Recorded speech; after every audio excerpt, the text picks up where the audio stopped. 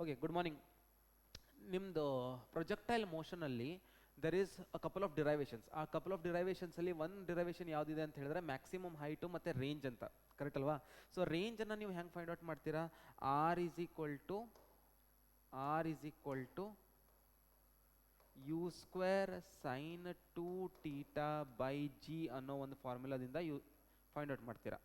ಅದೇ ಥರನೇ ಮ್ಯಾಕ್ಸಿಮಮ್ ಹೈಟನ್ನು ನಾವು ಯಾವ ಥರ ಫೈಂಡ್ ಔಟ್ ಮಾಡ್ತೇವೆ?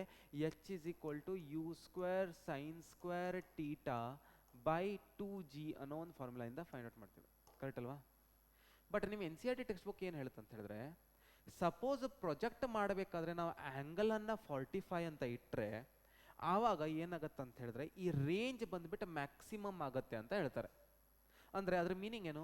ಸೇ ಫಾರ್ ಎಕ್ಸಾಂಪಲ್ ನಾನು ಟೀಟಾನ 45 ಡಿಗ್ರೀಸ್ ಅಂತ ಇಟ್ಬಿಟ್ರೆ ಆವಾಗ ನನ್ನ range value R is equal to you square sine 45 into 2 ಅಂತ ಹೇಳಿದ್ರೆ 90 ಆಯಿತು, divided by G. So R is equal to you square by G ಆಯಿತು, ಕರೆಕ್ಟ್ ಅಲ್ವಾ? ಓಕೆ, ಇನ್ನೊಂದು ಕಡೆ ಥಿಂಕ್ ಮಾಡಿ. ಲೆಟ್ಸ್ ಸೇ ಫಾರ್ ಎಕ್ಸಾಂಪಲ್ ನಾನು ಇದು 90 ಡಿಗ್ರಿ ಇದೆ, 45 ಡಿಗ್ರೀಸಿಗೆ ಇದನ್ನು ಪ್ರೊಜೆಕ್ಟ್ ಮಾಡಿದ್ರೆ ಇದು ಸೆಮಿ ಸರ್ಕಲ್ ಆಗುತ್ತೆ, ಅಂದರೆ ಅರ್ಧ ಸರ್ಕಲ್ ಆಗುತ್ತೆ. ಸೊ ರೇಂಜ್ ಬಂದ್ಬಿಟ್ಟು ಅವಾಗ ಏನಾಗುತ್ತೆ? ಡಯಾಮೀಟರ್ ಥರ ರಿಯಾಕ್ಟ್ ಮಾಡುತ್ತೆ.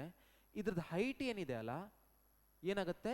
ರೇಡಿಯಸ್ ಥರ ವರ್ಕ್ ಆಗುತ್ತೆ. ಸೊ ಅದ್ರ ಪ್ರಕಾರ ನಮ್ಗೆ ಏನಾಗಬೇಕು? ಸಪೋಸ್ ಡಯಾಮೀಟರ್ ಬಂದ್ಬಿಟ್ಟು ನಮಗೆ ಯು ಸ್ಕ್ವೇರ್ ಬೈ ಜಿ ಬಂತಂತ ಹೇಳಿದ್ರೆ ನನಗೆ ಹೈಟ್ ಬಂದ್ಬಿಟ್ಟು ಅದೇನಾಗಬೇಕು? ಆರ್ ರೇಂಜ್ ಡಿವೈಡೆಡ್ ಬೈ 2 ಆಗಬೇಕು, ಅಥವಾ ನಮ್ಗೇನು ಬರಬೇಕು? ಯು ಸ್ಕ್ವೇರ್ ಬೈ 2g ಬರಬೇಕು. This is what is the expectation. ಸರಿ, ಅದನ್ನೇ ನಾವು ಇವಾಗ ಇಲ್ಲಿ ಅಪ್ಲೈ ಮಾಡಿ ನೋಡುವ. ಇಲ್ಲಿ ಅಪ್ಲೈ ಮಾಡಿ ನೋಡಿದ್ರೆ ಟೀಟಾ ಈಸ್ ಈಕ್ವಲ್ ಟು 45 ಮತ್ತೆ ಆ U square by G is equal to R ಅಂತ ಅಪ್ಲೈ ಮಾಡಿದ್ರೆ ನಮ್ಗೆ ಇಲ್ಲಿ ಎಚ್ ಎಷ್ಟು ಬಂತು? H is equal to you square by G is R sine 45 square divided by 2g. ಅಂದರೆ ನಮ್ಗೆ ವ್ಯಾಲ್ಯೂ ಎಷ್ಟು ಬಂತು ಅಂತಂದರೆ ಆರ್ ಡಿವೈಡೆಡ್ ಬೈ 4 ಅಂತ ಬಂತು. ಎಷ್ಟು ಬರಬೇಕಾಗಿತ್ತು? ಆರ್ ಡಿವೈಡೆಡ್ ಬೈ 2 ಬರಬೇಕಾಗಿತ್ತು, ಅಂದರೆ ಆರ್ ಡಿವೈಡೆಡ್ ಬೈ 4 ಬಂತು. ಇದನ್ನು ನೆನ್ಪಿಟ್ಕೊಳ್ಳಿ. ಯಾವಾಗ ಪ್ರೊಜೆಕ್ಷನ್ ಆ್ಯಂಗಲನ್ನು ನಾನು 45 ಡಿಗ್ರಿ ಅಂತ ಇಟ್ಟಿದಾಗ ಇದು ರೇಡಿಯಸ್ ಥರ ವರ್ಕ್ ಆಗಲ್ಲ.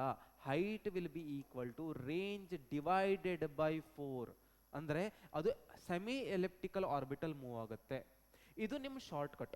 ಓಕೆ, ಸೊ ಬೇಸಿಕಲಿ ಯಾವಾಗಾದರೂ ಈ ಆ್ಯಂಗಲನ್ನು 45 ಅಂತ ಕೊಟ್ಟರೆ ನೀವು ಎಲ್ಲ ಕಡೆನೂ ಅಪ್ಲೈ ಮಾಡ್ಬೋದು. H is equal to R square by 4. ಇನ್ನೊಂದು ಏನಂತ ಇಂಪಾರ್ಟೆಂಟು, ಈ ಎಲ್ಲ ಡಿರೈವೇಷನ್ಸು ಒಂದು ಐಡಿಯಲ್ ಕಂಡೀಷನಲ್ಲಿ ಅಪ್ಲೈ ಆಗಿದೆ.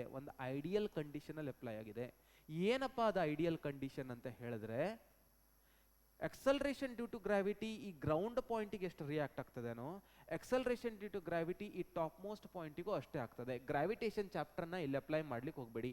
ಹೈಟ್ ರೇಸ್ ಆಗಿದ ತಕ್ಷಣನೇ ಗ್ರಾವಿಟೇಷನಲ್ ಎಕ್ಸಲರೇಷನ್ ಕಡಿಮೆ ಆಗ್ತಾ ಇದೆ, ಅದನ್ನೇ ಅಪ್ಲೈ ಮಾಡ್ಲಿಕ್ಕೆ ಹೋಗಬೇಡಿ. Did you understand?